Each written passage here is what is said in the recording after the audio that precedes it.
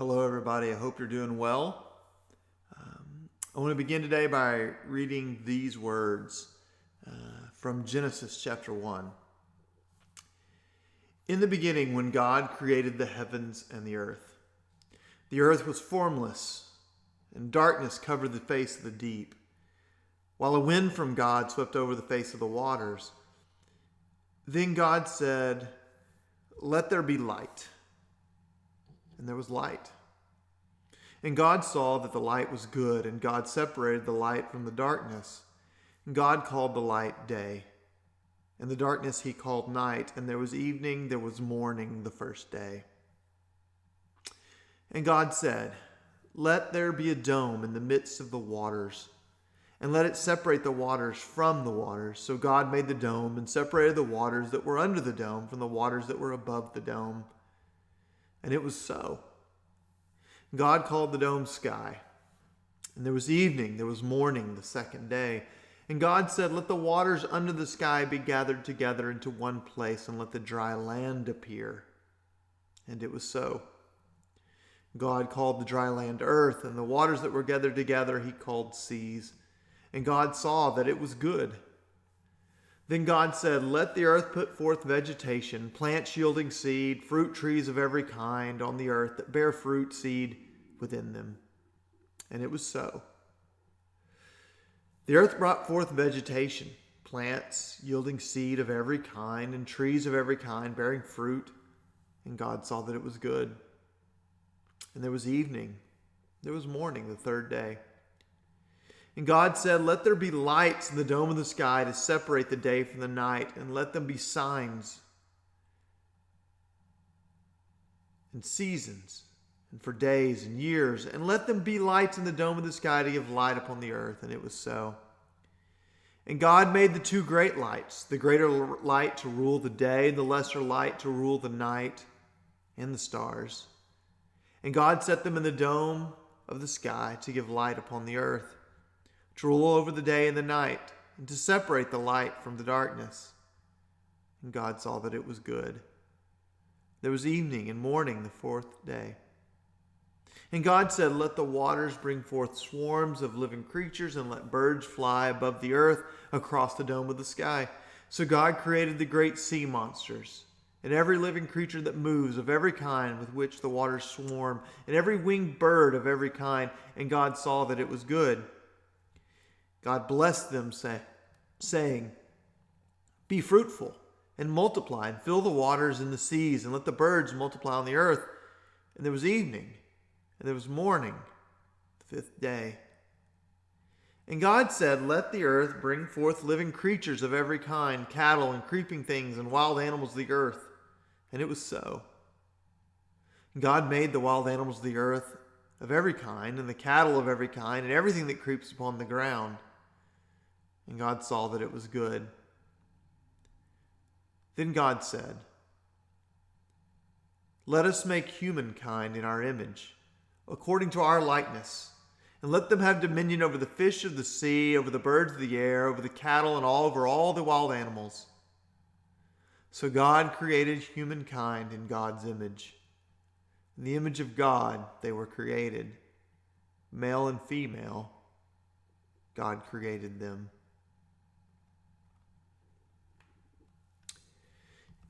It is probably the most famous poem ever written. Now, we don't usually think of it like a poem, right? This is just the first chapter of Genesis, the beginning of the Bible. But it's a poem. It is a song, an ode to creation and to its creator. A song about the goodness and purposefulness of the universe, the earth, and people. Its job, its role, its function is to call us to see the beauty and majesty of all that is, of everything. The sunset and the brown trout are the same. They are created and they are good. The blue jay and the Grand Canyon are the same. They are created and they are good. Throughout this, we see that there are all these things interdependent upon one another, but all made good. But there's one wild card that is put here in this poem. And that wild card is people. Human beings. Us. Right? We are the ones, the only ones, with outsized power. We're the only ones with the ability to truly make the world better or worse. Sharks cannot take over the ocean. Right? They just can't. They're interdependent. They need the fish eat the plankton, the sharks eat the fish. It all works together. Sharks cannot take over the ocean. Giraffes cannot rule the land. No one animal can rule the land. If one did, the destruction of the others would cause it to die. They are all interdependent. They all are in this certain place. But there is a creature that is created here that has outside power that can do that. We can. We can destroy. We can heal. You see, to be made in the image of God is to be made with possibilities. Within each of us, there are all of these possibilities. There's good and evil, love and hate, blessings and curses. The oceans, the seas that are made here, that are the water separated from the water that's on the land, the oceans, we know now, are full of plastic. But no fish has put even one piece there.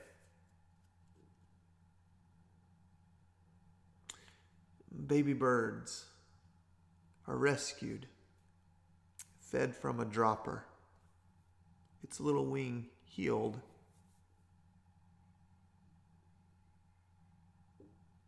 No bird can do that. You see, human beings are kind of limitless. Our means of destruction, of destroying ourselves, of one another, this whole world knows no bounds, right? There is no end to the destruction we can cause. And yet, our ability to love, to show compassion, to bring healing, to save the world is boundless as well. There is no end point on love. No, that's all the compassion you can have. It's limitless.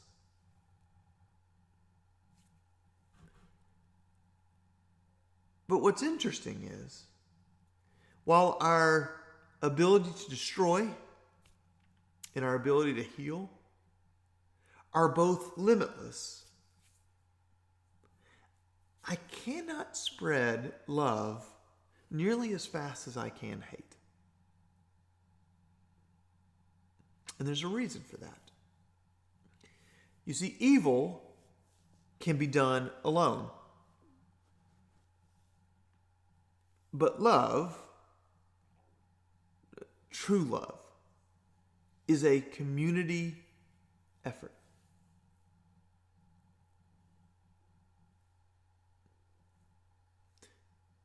In the story, in the poem, the creation of humans is depicted as a group project. Humans are made in the image of community.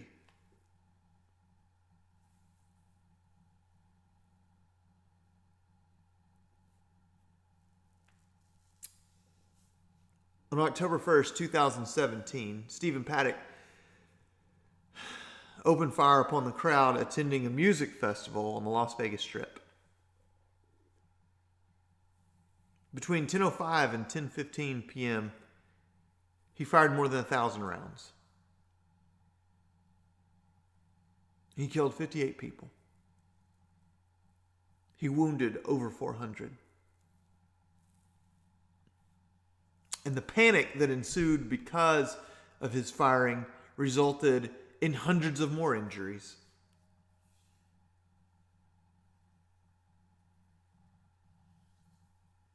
one man, one person, one human being, in the span of 10 minutes, brings a swath of death and destruction, of hurt and pain and misery and suffering. We can be evil alone. But to bring healing, to save people, hundreds and hundreds of doctors and nurses and EMTs worked to save the lives of people who were wounded at that shooting. Average citizens jumped in to protect their neighbor, strangers they didn't know, to get help to victims. Evil can be done by a person alone. Love and compassion work best in community. I gotta be honest. Sometimes I get really frustrated. I have been frustrated a lot lately, actually.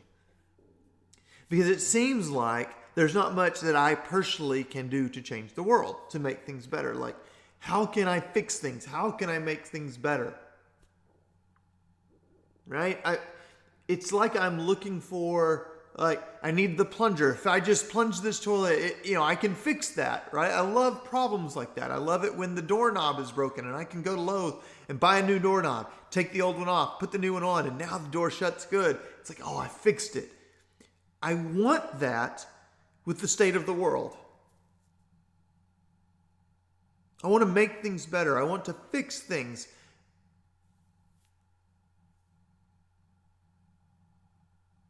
But love and compassion are not meant to be done alone. It takes community. It takes joining the efforts of others. It takes listening to others and hearing what they've done and building upon it. It takes listening to people who are different than we are, who look different, who think differently, and joining with them and saying, how can we do this together?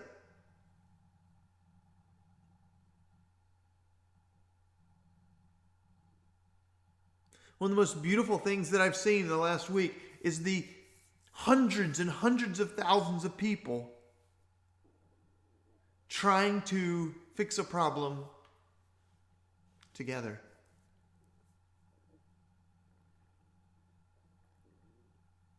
Because it's the only way problems are fixed.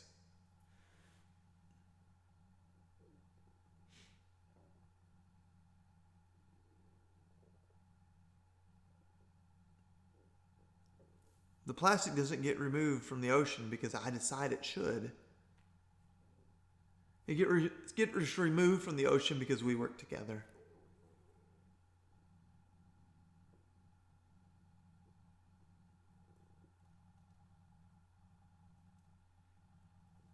Racism doesn't go away because one person decides to be better. Racism is fought because a whole community bands together.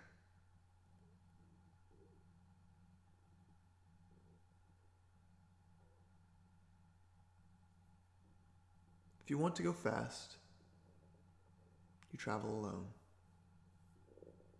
If you want to go far, you travel in groups.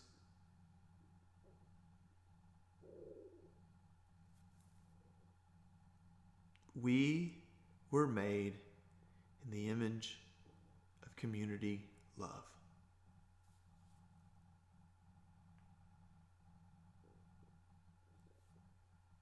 Not individual love. Community love. May God bless us this week as we attempt to love, not by ourselves, but by joining in communities,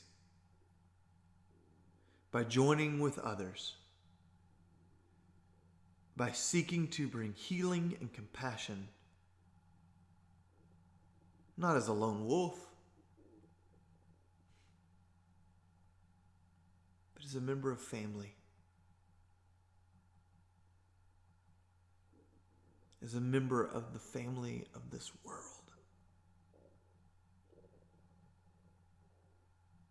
God looked, and when God saw people, God said, not individually, but together, it is good.